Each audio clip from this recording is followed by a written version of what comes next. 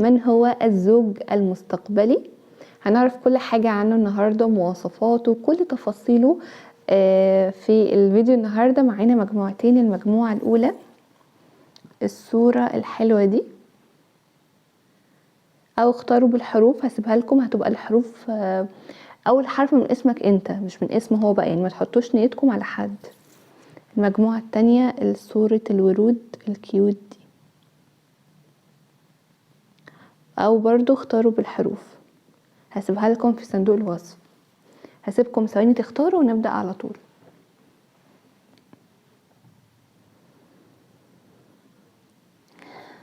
تمام، نبدأ. المجموعة الأولى اللي اختاروا الصورة دي، بالمناسبة الصورة دي بتقولك أيقظ ذاتك الحقيقية وكن صادقا مع نفسك. دي رسالة هي أكيد هتبقى مهمة لينا أو معانا في الفيديو النهاردة، هنكتشفها واحدة واحدة بس. طيب أول حاجة بقى هناخدها وهي مواصفاته الشكلية، وهنعرف كمان مواصفاته المادية، يعني وضعه المادي،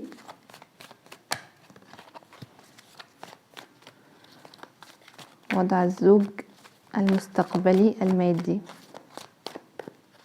تمام.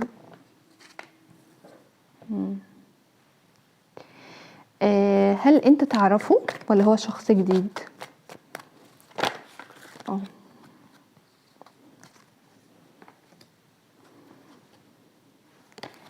تمام. هتتقابلوا فين اول مرة؟ ولو انتوا اتقابلتوا بالفعل هنعرف برضو اتقابلتوا فين، فهتقدر تتأكد اكتر ان كان هو الشخص اللي انت يعني توقعته ولا لا. تمام.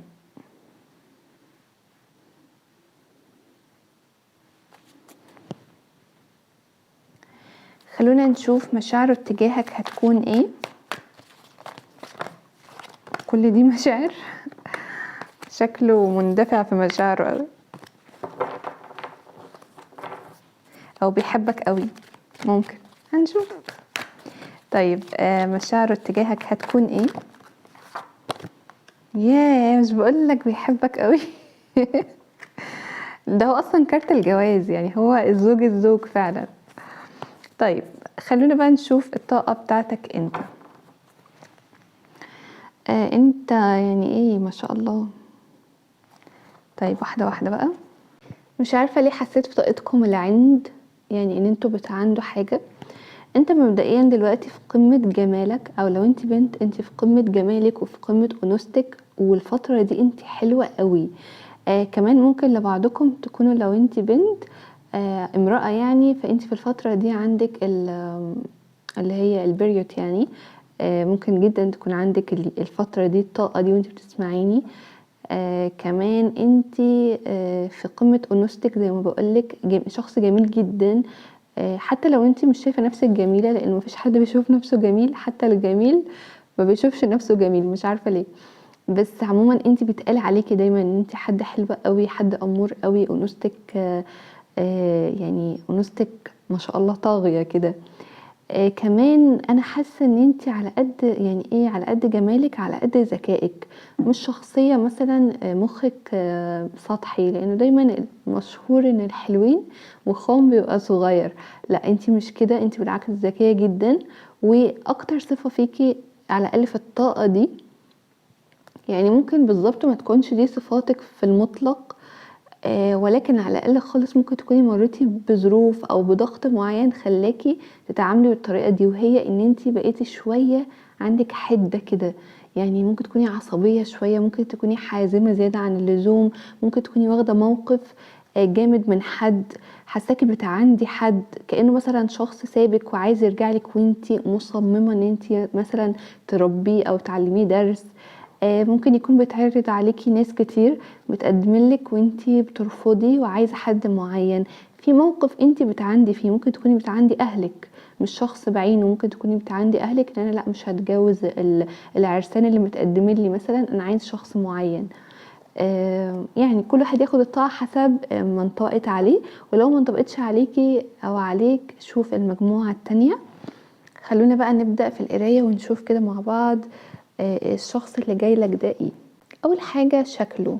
الشخص اللي جايلك دوت او زوج المستقبل، هو مش اللي جايلك بقى، احنا دلوقتي بنتكلم عن زوج المستقبل ان شاء الله طبعا. الشخص ده عايزه اقولك من ناحيه الجمال هو جميل قوي، امور اكتر من كونه. عارفين مش في كده مثلا ناس جمالها بيكون فاتن، وفي ناس جمالها بيكون ساحر، مش عارفه هتفهموها ولا لا.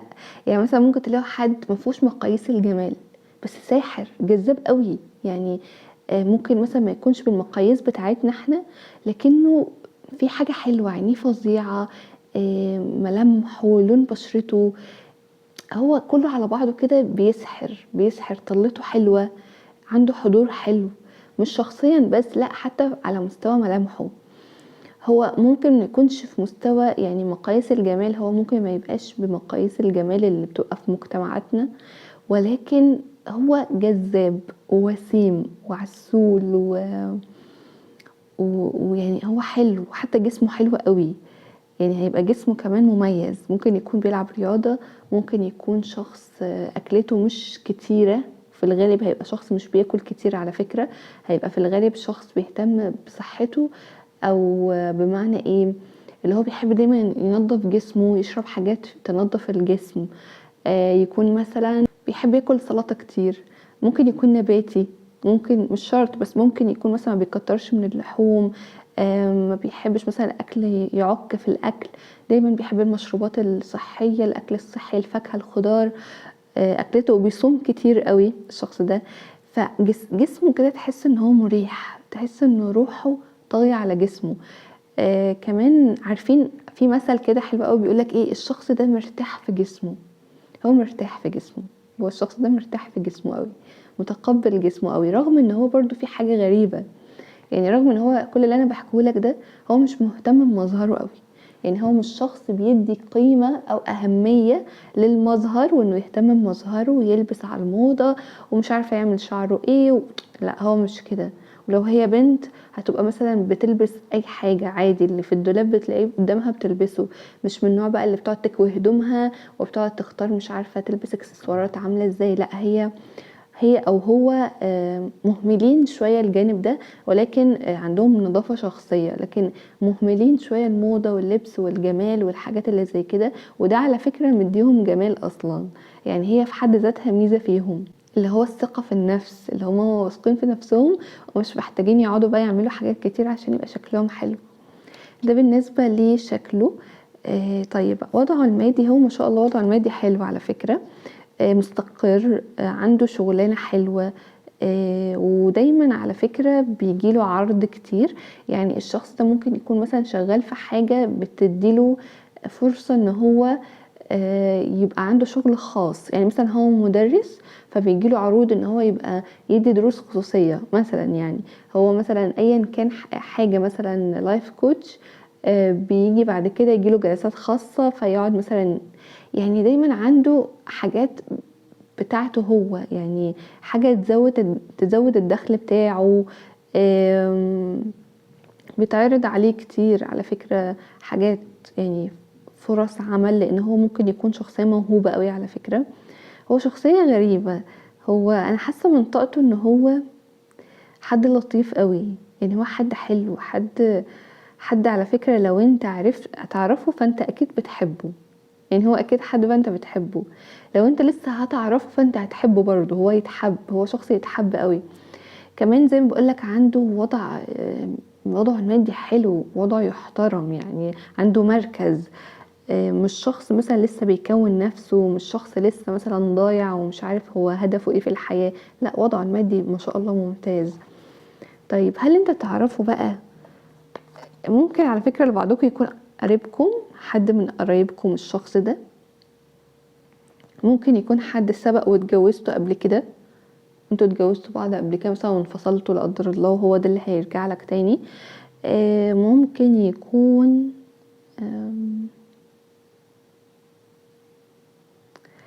حد تعرفه ولا ما تعرفوش، خلونا نتأكد اكتر. بس على فكرة انت لو تعرفه، فانا من المواصفات اللي انا قلتها لك دي انت المفروض تكون خلاص، يعني تكون عرفت، يعني التأكيد ده لي انا. لكن لو انت تعرفه اكيد هتفهم بقى من المواصفات دي. حد ممكن جدا تكون بتعرفه على فكرة، وارد قوي لبعضكم ان هو يكون حد كمان حاسه انه كان في مشاكل بينكم، او غضب، او شويه كده غيظ. ممكن يكون هو الشخص اللي انت كنت بتعنده في الطاقه بتاعتك، مش عارفه، بس حاسه ان في شويه كده ايه، في حاجه بينكم، مشاكل حصلت، او انتوا متضايقين من بعض في حاجه. على فكره هو كمان مش انت بس، رغم ان الحب واضح ان هو كبير، يعني واضح ان الحب بينكم بص، واضح ان الحب بينكم كبير، بس واضح ان انتوا واضح ان حد فيكم كمان استنى التاني كتير قوي. في الغالب المجموعة الاولى هتكونوا تعرفوا بعض. لو انتوا ما تعرفوش حد بالمواصفات دي يبقى هو هيبقى جديد، اوكي عادي. بس على فكرة هيبقى ان شاء الله قريب قوي، هيدخل حياتكم يعني في فترة مش بعيدة. هتتعرفوا على بعض فين؟ بصوا، حاسة ان في وسيلة مواصلات مش عارفة ليه، ممكن في الطيارة، او ممكن في السفر عموما. ممكن مثلا تكونوا في رحلة، طالعين رحلة وتعرفتوا على بعض، وممكن جدا جدا جدا يكون في شغل او في عمل جدا. والبعضكم ممكن يكون في السياحة، كان مثلا في الأهرامات، او مثلا كنتوا في مكان فيه حاجة سياحية كده، حاجات زي اللي هي ايه، اللي هي الآثار والحاجات اللي زي كده، ممكن برضو قوي. يعني حاسة ان انتوا كنتوا في حاجة فيها حركة، يعني مش حاسة مثلا ان هي مجرد مش مثلا جواز صالونات. انا حاسة ان هي حاجة هتتقابلوا في مكان ما كنتوش مخططين ليه، يعني هتتقابلوا كده، او انتوا بالفعل اتقابلتوا كده. مش حاسة قوي النت، بس ممكن برضو. بس اكتر حاجة هو سفر، هتكونوا مسافرين او بتنتقلوا من مكان لمكان. يعني مثلا انت سبت شغلانتك القديمة، رحت شغلانة جديدة، شفت الشخص ده، او مثلا بيت جديد، يعني حاجة فيها تغيير كبير، شغلانة بقى، سفر، وسيلة مواصلات زي ما بقولك، رحلة. في الغالب هتبقى حاجة زي كده. طبعا مشاعره ليك مش محتاجة اقول، يعني قمة الحب، قمة السعادة. ولو الشخص ده انت تعرفه فهو بيحبك قوي، يعني عايزة اقولك انه بيحبك وما بيحسش ان هو مكتمل في حياته الا معاك، الا بوجودك. ما بيحسش ان هو سعيد الا معاك، ما بيحسش ان هو، يعني انا ممكن اكون في اسرة مع حد غير مع الشخص ده. هنا بيقولك ايقظ ذاتك الحقيقية وكن صادقا مع نفسك. انا حاسة لبعضكم لو انت الشخص ده بتعنده قوي، او انت مثلا في مشاكل بينكم، مش عارفة ليه حاسة ان انت محتاج تقف وقفة مع النفس. انا عارفة انه اغلبنا لما بينفصل عن حد بيبقى دايما شايف ان هو المظلوم، وان هو اتعمل وحصل فيه اللي ما يحصلش. وده حقيقي على فكرة، احنا ممكن نكون فعلا تعبنا قوي مع شخص معين، ولكن لو الشخص ده انت حاسس ان هو فعلا بيحبك الحب الكبير ده، طب ما تجرب تواجه نفسك، ما يمكن انت برضو عندك حاجات معينة وصلته لكده. يعني حاول تكون شوية حيادي، وشوية مركز مع نفسك وعارف انت عايز ايه. كمان ممكن لبعضكم يكون عندكم بتهتموا زيادة عن اللزوم بالمظاهر، يعني تهتم، لو انت مثلا بنت ممكن تكوني بتهتمي زياده عن اللزوم باللبس والشكل، وممكن تكوني بتحكمي على الناس من خلال ده. على فكره بقى، في فئه منكم هيكون ده عريس اصلا متقدم لها، وهي رفضته بسبب مثلا ان هو شخص مش مهتم بمظهره، او مثلا شكله مش احسن حاجه بالنسبه لها. تخيلوا ممكن لبعضكم في القرايه دي يكون سايب شخص بسبب ان هو رغم ان كل حاجه فيه حلوه، بس بسبب مثلا شكله مش حلو او مظهره مش حلو. فخد بالك ان انت حاول تركز على حقيقه البني ادم اللي معاك اكتر من مظهره، واكتر من اي حاجه تانية. لو انت فعلا يعني فيك الحته دي، او مثلا اللي انا بحكيه لك ده موجود فعلا، ان انت عندك حد دلوقتي متقدم لك او حد في حياتك وانت سبته بسبب حاجه زي كده. ممكن جدا تكون رساله حتى لو لنفر واحد فيكم مش كلكم، بس هي ممكن رساله لحد معين هيبقى عارف ان هي جايه له. فبس دي كل حاجه يا مجموعه رقم 1. اشكركم جدا، ما تنسوش تشتركوا في القناه وتضغطوا لايك. بحبكم جدا، مع السلامه. اهلا بيكم يا مجموعة رقم 2 اللي اختارت الورود او اخترتوا بالحروف. خلونا بقى نشوف مع بعض كده. اول حاجة مواصفات الشخص اللي في بالك، اسفة، اللي هو الزوج المستقبلي. الله، ده انت جاي لك ايه. خلونا بقى نشوف مواصفاته الشكلية. على فكرة احنا ما خدناش مواصفاته في المجموعة الاولى، بس مش عارفه ليه انا دلوقتي نزلت كده وانا حاسه ان انا عايزه انزل كده، فمعلش بقى المجموعه الاولى يسامحوني. بس احنا اتكلمنا في المجموعه الاولى برضو عن مواصفاته، يعني ما قصرناش. طب خلونا ناخد شكله بقى، خلونا ناخد وضعه المادي،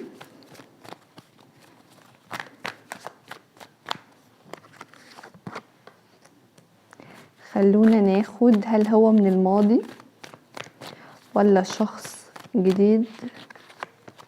يا الله. طيب بس على فكرة الكارت ده نزل معاه، فهو في الغالب هيبقى، هقول لكم المجموعة دي فيها كروت كتير عن المجموعة الأولى على فكرة. طيب هتتقابلوا ازاي؟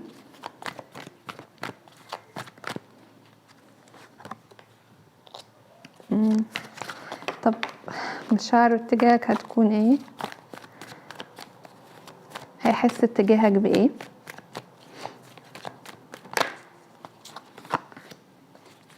تمام، ناخد بقى الطاقة بتاعتك انت.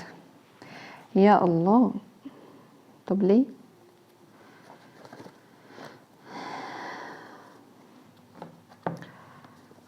يا انت تعبان قوي على فكرة.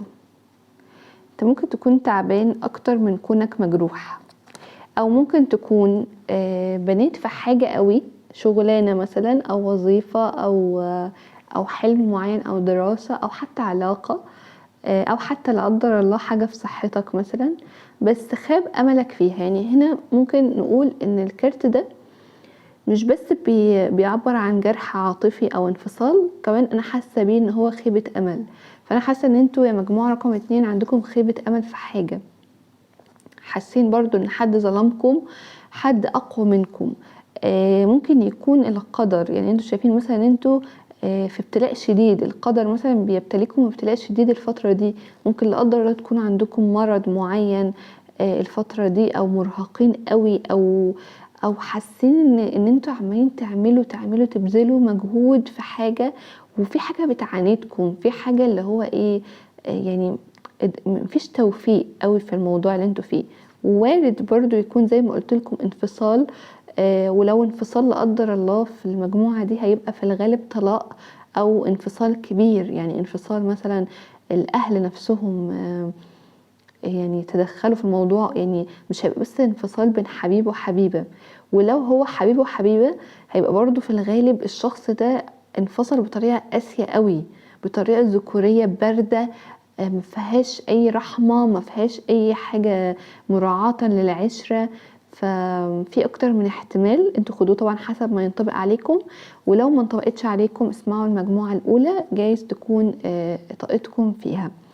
فربنا معاكم يا مجموعة رقم 2 بجد، يعني ايا كان سبب الكارت ده، فربنا يا رب يعني ايه يطلعكم اللي انتوا فيه. خلونا بقى ناخد مواصفاته. الشخص ده هو اصلا احنا بنسأل عن الزوج المستقبل، فهو اكيد هو ده القدر بتاعك والنصيب بتاعك، بس هي جت تأكيدية، رسالة تأكيدية ان الشخص ده فعلا قدرك ومصيرك. ممكن لبعضكم تكونوا مثلا داخلين عايزين حد تاني، وزي ما يكون هو نزل قال لكم انا برضو اللي هبقى معاكم، ما فيش فايدة، ما فيش حد تاني، انا فاهمين اللي هو حاسه انه. بس على فكره برضو الشخص ده ممكن يكون رغم ان انتوا ممكن لو انتوا مش حابينه قوي، انا مش عارفه، انا لسه ما دخلناش في القرايه قوي، بس مش عارفه ليه انا بقول الكلام ده اللي انا حاساه، ان هو حد انتوا بالفعل تعرفوه، وحد انتوا ممكن تكونوا تعبتوا شويه معاه، ممكن يكون هو اللي سبب لكم الجرح اللي انتوا شايفينه ده، وبرضو الدايره بتلف تلف ويرجع هو تاني اللي يبقى النصيب، كل ما تسيبوا بعض بترجعوا تاني، اللي هو عارف اللي هو ايه، خلاص مفيش وراك غيره. هو ومش بس ان هو بيلحقك، يعني هو الفكرة ان فعلا نصيب، هو مكتوب عليك، فاهم ازاي؟ طيب خلونا برضو ندخل اكتر في تفاصيل القراية واحنا هنفهم مع بعض واحدة واحدة. بيقولك هنا في الاول كده: عالج نفسك لشيء جميل اليوم، تفائل بقى، اخرج من طاقة الزعل اللي كانت عندك دي، وعالج نفسك لحاجة جميلة ان شاء الله هتحصل، وتفائل كده، في خير جاي، في ورد جاي لك، في حاجة حلوة جاي لك، فما تزعلش ابدا. مواصفات الشخص ده بقى الشكلية: ممكن جدا يكون رجل دين، ممكن يكون متدين، شخص متدين، بس بالاكتر حاساه متعصب في شيء، سواء التعصب ده في الدين، يعني هو شخص متدين لدرجة التعصب، مش مثلا التدين اللي هو فيه سماحة ده، يا اما مثلا هو متشدد جدا في غيرته، ممكن يكون شخص غيور قوي، مش مسألة انه متدين، بس في حاجة هو متشدد فيها قوي، مثلا مخه اللي هو رأيي هو وبس، ده رأيي انا. سبحان الله، على فكره انا لسه واخده بالي ان احنا بنتكلم عن مواصفاته الشكليه، مش عارفه في ايه، القرايه دي ممشياني والله العظيم، مش انا اللي ممشياها، اللي هو حاسه كل ما اجي اتكلم يعني ده كنت منزلاه للشكل، قام نزل لمواصفاته، ده كنت بقراه على شكله، لقيت نفسي بتكلم عن مواصفاته، فهو عايز يتكلم كأنه عايز يقولك ايه، انا، ايوه هو انا، اللي هو انا وراك وراك. الشخص ده على فكرة انت عارفه وهو عارفك، وواضح قوي ان هو اللي جرحك كمان، ده القراية دي مثيرة قوي.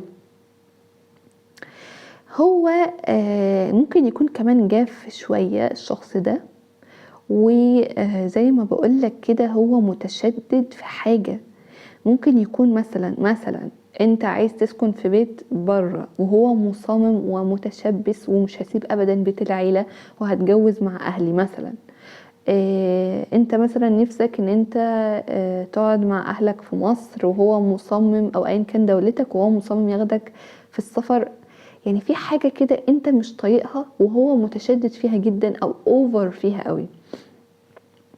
بالنسبة لشكله بقى، هو راجل، لو هو راجل يعني او ست ايا كان، هو حد مش صغير، سنه مش صغير، يعني مش في العشرينات مثلا، هو حد في الثلاثينات وممكن في الاربعينات وممكن اكتر كمان ايا كان بقى يعني، بس هيبقى معاك متوافق معاك في العمر، يعني ما هوش اكبر منك بكتير، مش انت مثلا في العشرين وهو في الخمسين، لا انت هتبقى في العشرين هيبقى هو في الثلاثين مثلا، بس هيبقى في بينكم فجوة، والفجوة دي مش بس في السن، لا حتى كمان في طريقة التفكير زي ما بقولك. هيبقى كمان هو رفيع وطويل، هو شخص طويل مش قصير يعني، وهو على فكرة الشخص ده عنده سلطة قوية قوي، ده ممكن يكون قاضي، ده بص وضعه المادي كمان، ده ايه ده، صح، الشخص ده ممكن يكون قاضي، ممكن يكون ضابط، لواء، حاجة كبيرة في الحكومة، على فكرة الشخص ده في الغالب هو اللي كان في طاقتك، وهو اللي كان مزعلك، الشخص ده ممكن يكون مسيطر عليك سيطرة مش حلوة ابدا، وبيهددك مثلا بعيالك، يعني لو انت كنت زوجة واتطلقت منه، ممكن يكون بيهددك ان مش هتشوفي ولادك تاني، او مثلا اجبرك انك تتنازلي او عن حقوقك يعني مثلا، او بصوا الشخص ده قوي بطريقة نوعا ما، ممكن يكون نرجسي كمان على فكرة، بجد انا انتوا صعبتوا عليا، الشخص ده جامد قوي، يعني جامد في حد كده، وكمان ممكن يكون لسانه غلاط، يعني لسانه حاد قاسي في اسلوبه وفي كلامه، وده انت تعرفه، يعني انا مش بتكلم عن حد هيجيلك، لو انت ما تعرفش حد كده تبقى يعني شور القرايه دي مش ليك، يعني ما تقلقش، مش هو حد لسه هيجيلك، لا انت تعرف البني ادم ده على فكره، وعلى فكره انت ممكن جدا تكون مش طايقه. انا عايزه اعرف انت مشاعرك اتجاهه ايه. وعلى فكره في الغالب الزعل ده ما كانش زعل عليه، انت زعلان من الطريقه اللي هو انفصل عنك بيها، مثلا ممكن يكون عمل لك مشاكل. بس تعالى نشوف مشاعرك انت. انا عندي فضول قوي اعرف مشاعرك انت ايه، عشان انا هتصدم لو لقيتك بتحبه بصراحه.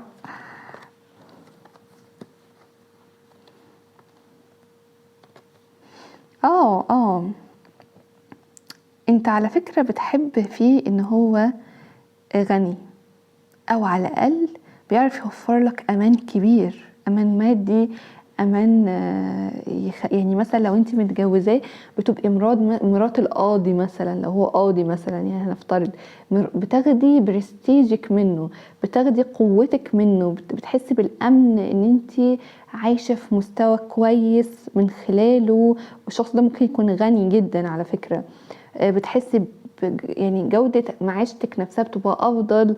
ممكن تكوني مثلا مش بتحبي بقى ترجعي تاني لبيت أهلك، لأنه مثلا أهلك ناس فقيرة أو كده، انت خلاص اتعودتي على الحياة الرفاهية. انت بتحبيه حب مادي على فكرة، انت كمان بتحبيه حب مادي مش حب عاطفي. يعني أنا مش شايفة كارت عاطفي لحد دلوقتي طلع من مشاعرك اتجاهه. بس وعشان كده على فكرة انت عشان كده معرفتيش تكسبي قلبه.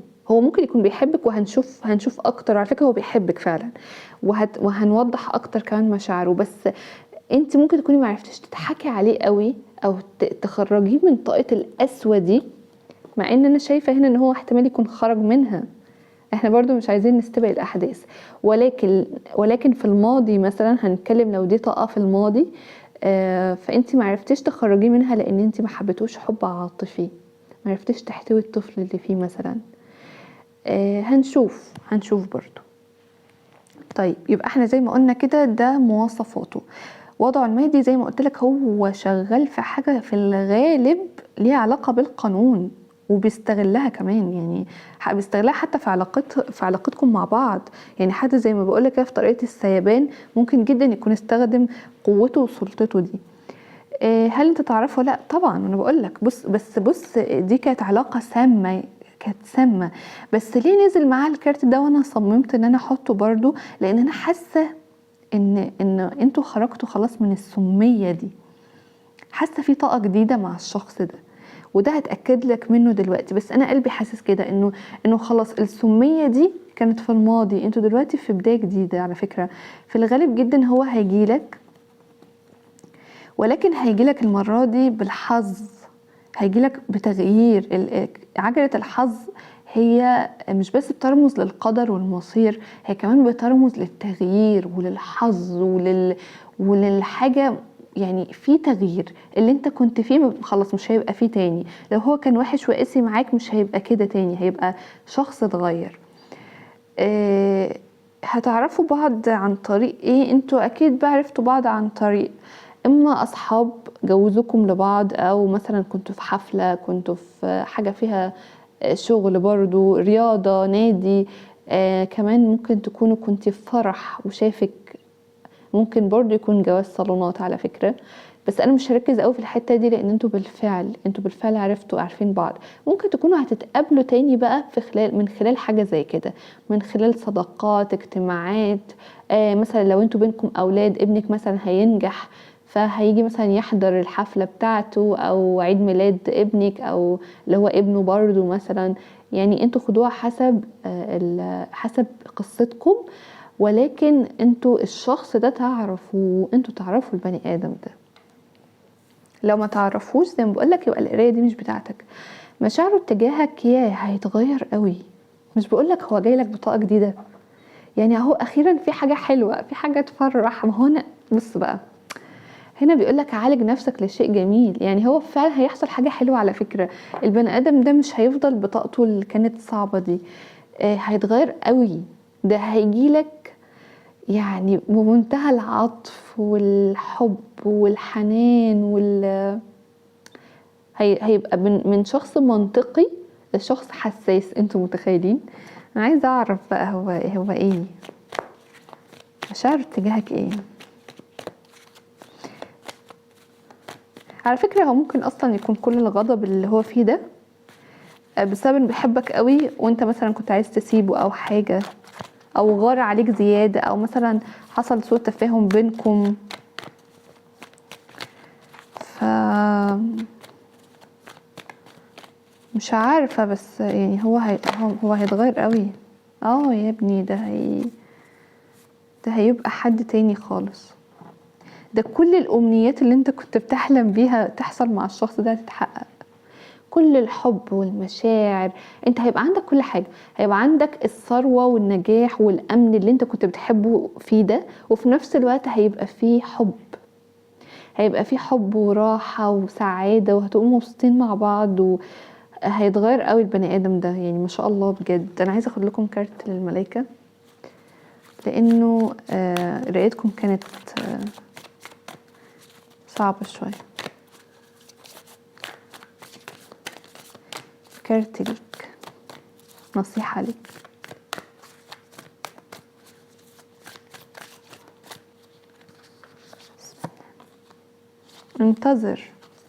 انتظر وما تنتظرش كده خلاص، انتظر وانت بتعالج نفسك.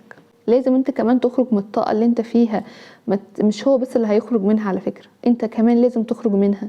لازم تتحرر من الصدمة اللي هو عملها لك ايا كانت ايه. لازم تتحرر من مشاعرك ومن الطفل اللي جواك وتبقى ايجابي وتبقى مبسوط. ده مش سهل، بس لازم تسعى ان انت تتحرر من ده وتعالج نفسك علشان يحصل لك الحاجة الجميلة، وهي ان شاء الله تحصل لك. يعني ده مش شرط اللي هو لو ما عالجتش نفسك مش هيحصل لك، لا ان شاء الله كده كده هيحصل لك حاجة حلوة.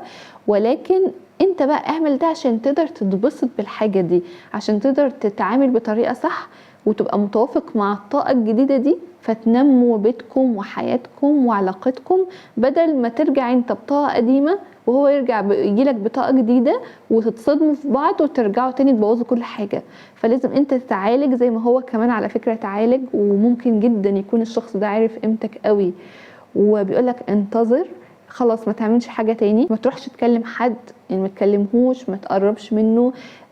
خلاص بقى انت دعيت مثلا وصليت، ربنا هياخد لك حقك. ربنا لو هو الشخص ده ظلمك فربنا هيرجعه لك، بس بطاقة تانية، وهيبقى عارف قيمتك قوي قوي قوي. انتظر ما تعملش حاجة غير ان انت تعالج نفسك وتصلي وتدعي ربنا وتطهر نفسك وتنشغل بالحاجات الجميلة، وان شاء الله جاي لك حاجة حلوة قوي قوي قوي قريب. ربنا معاكم يا مجموعة رقم 2. اشكركم جدا، ما تنسوش تشتركوا في القناة وتضغطوا لايك. بحبكم جدا، مع السلامة.